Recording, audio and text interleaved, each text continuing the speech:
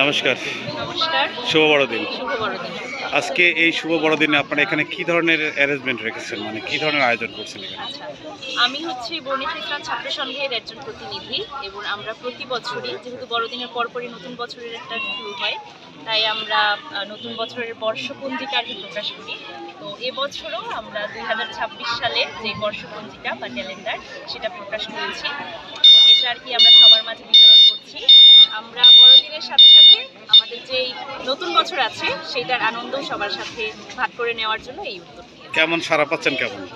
সারা প্রতি বছরও মোটামুটি ভালোই পাই। সবার সাহায্য সহযোগিতাতেই আসলে আমরা এই কার্যক্রমটা সুন্দরভাবে করতে পারি, যার কারণে আমরা প্রতি বছরই এই অ্যারেঞ্জমেন্টটা করছি।